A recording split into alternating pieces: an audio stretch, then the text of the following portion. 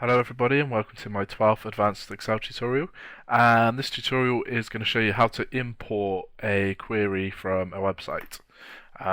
So it's not just any website you can import from. They need to be set up to run off of this kind of format. But there are quite a few out there for stuff that would actually be useful for. So the one that I'm going to show you is this website. So it is MSN Money, and it just gives you the current currency rates into US dollars. Um, so this will give you kind of an up-to-date snapshot of what the currency rates are. Obviously, currency rates change depending on kind of the economic climate. And so you can't just take this data and put it in your spreadsheet, because within a few months it will probably be out of date. So you want to be able to reference it quite quickly rather than having to update it all the time. So the way to do this is to do a web query. So I just need to copy this URL, and I'm going to go to Data, Import External Data, and New Web Query. And then it will come up with this window, and it will default to your home page for your browser, and that'll be your Internet Explorer browser. It's not going to bring up, so I've got Chrome, it's not going to bring up my home page in Chrome. It'll bring up my home page for Internet Explorer because it's a Microsoft program. But from here, pretty sure you can actually just search the web within it. So it's essentially bringing up Internet Explorer, and there you go. And you can go through and you can bring through what you like. Let's say you bring in something random. So let's try and bring in Gangnam Style, and import.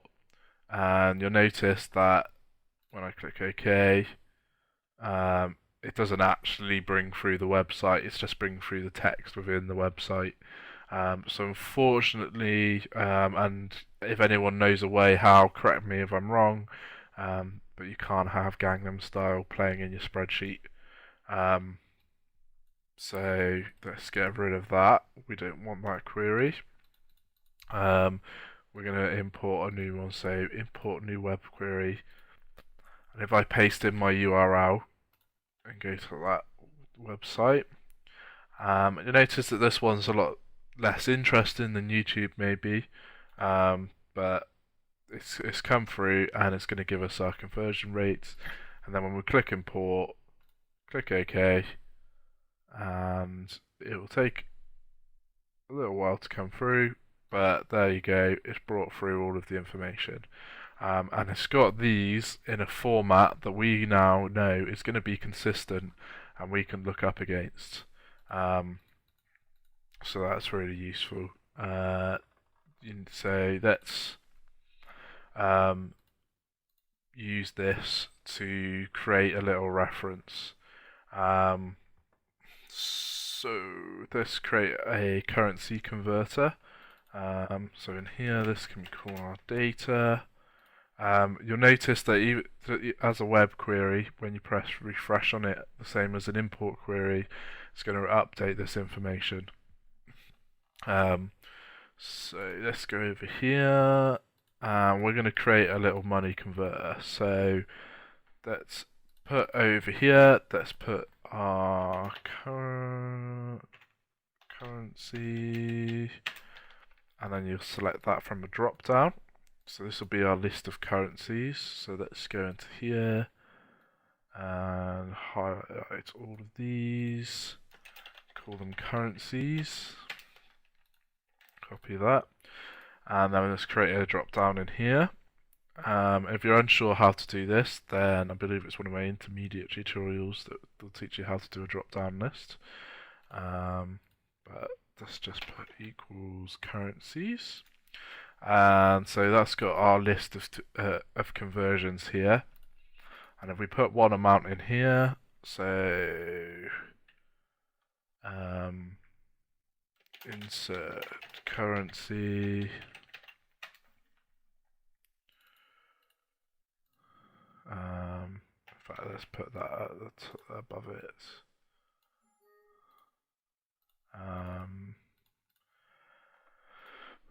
Right, so Australian peso to US dollars.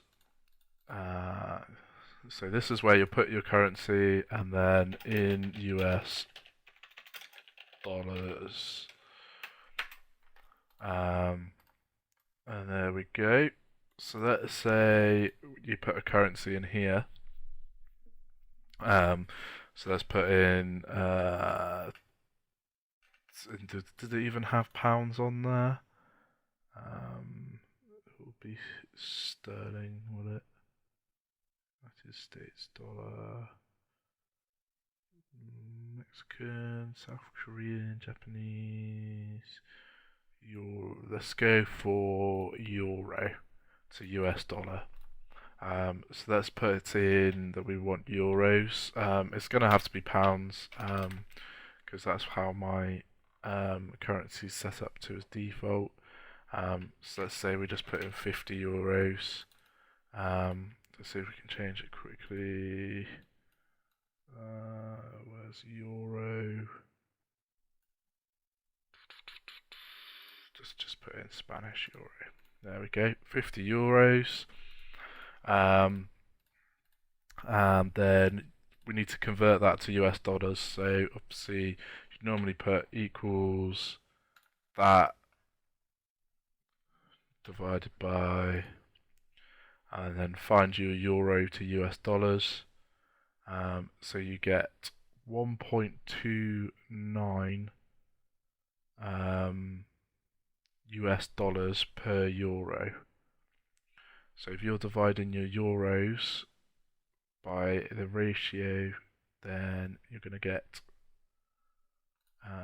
divided by 1.29, 38.54, and this wants to be dollars.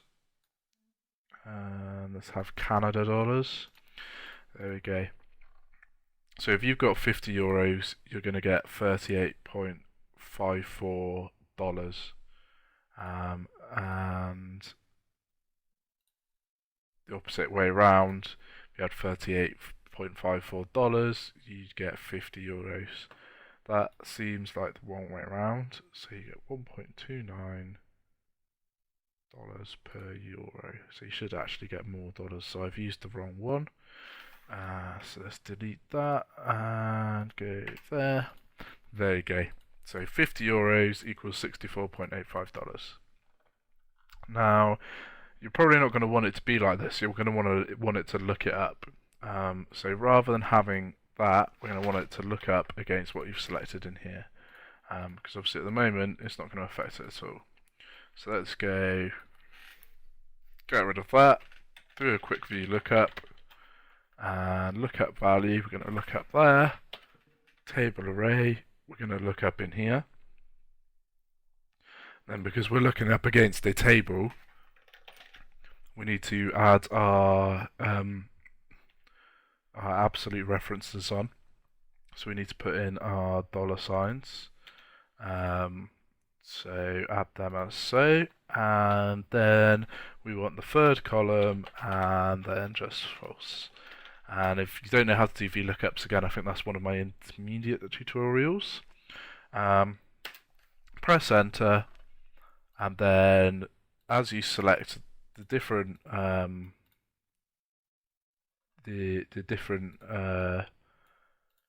currency exchanges, it's going to give you that rate. So if we put in our euros again, then you're going to get $64.85.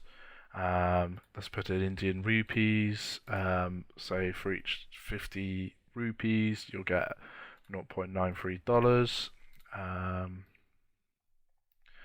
And so on and so forth. And then when we get to United States dollar, see it's just converted it to itself. So that's how you use the data import and how it can be useful. There's plenty of websites out there, so if you're ever struggling in a situation like that, just Google for a website that has it there, Generally, anything that's quite live and updates itself will have a website like that you can reference. So that's it for this tutorial. Thanks for listening, and I hope to